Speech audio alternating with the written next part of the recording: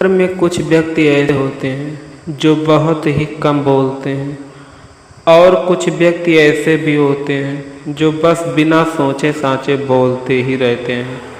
लेकिन इंसान को इस बात का ज्ञान हमेशा होना चाहिए कि हमें कहाँ पर क्या कितना बोलना है, कहाँ पर हमें मौन रहना है और हमें कहाँ पर बोलना है।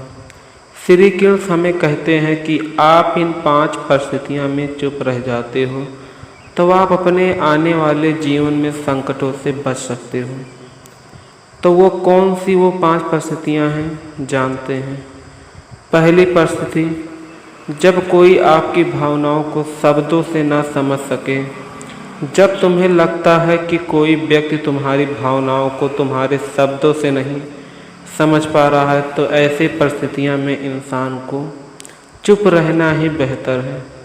अक्सर हम लोगों को अपने दुख, अपनी परेशानियां बताना शुरू कर देते हैं, जबकि हमारे आसपास रहने वाले ज़्यादातर कोई मतलब नहीं रहता।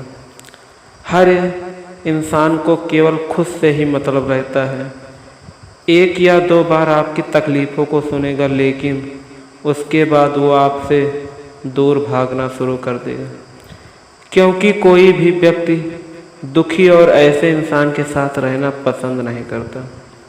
इसीलिए अपने कुछ करीब खास मित्र और परिवार के सदस्य को छोड़कर किसी ऐसे इंसान को अपनी परेशानियां न बताएं जो तुम्हारी बातों का समझने के बजाय उसका मजाक बनाए। दूसरी परिस्थिति, किसी विषय पर आधा अधूरा ज्ञान होने पर।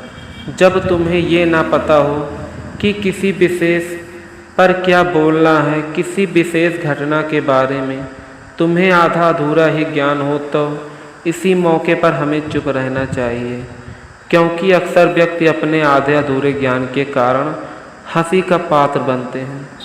ऐसे व्यक्ति को लोग गंभीरता से लेना पसंद नहीं करते। हमें कभी भी आधे अधूरे ओरिजिनल ढंग से मिलने वाली जानकारी के आधार पर लोगों से अपने बात मनवाने की कोशिश नहीं करवानी चाहिए। तीसरी परिस्थिति, जब कोई व्यक्ति किसी की बुराई कर रहा हो। जब कोई इंसान तुम्हारे सामने तीसरे इंसान की बुराई कर रहा हो, तो तुम्हें ऐसे परिस्थिति में भी चुप रहना चाहिए। तुम्हें कभी भी ऐसे नकारात्मक बातचीत का हिस्सा नहीं बनना चाहिए, क्योंकि आज जो इंसान तुम्हारे सामने तीसरे व्यक्ति की बुराई कर रहा है, वही कल किसी और के सामने तुम्हारी बुराई करेगा। इसीलिए जब किसी तीसरे व्यक्ति की बुराई करे या उसके बुरे समय का मजाक उड़ाए, तो तुम्हें सिर्फ उसकी बातों को सुनना है, उस पर किसी प्रकार की राय या प्रतिक्रिया नहीं देनी है। चौथी परिस्थिति, जब कोई तुम पर क्रोध या घृणा करे। जब कोई तुम्हारे ऊपर घृणा गुस्सा से चिल्लाए, तुम्हारा अपमान करने की कोशिश करे, ऐसे परिस्थिति में तुम चुप रह सकते सामने वाले को गुस्सा और घृणा को कम कर सकते हो। साथ ही तुम इस स्थिति को अधिक खराब होने से भी बचा सकते हो।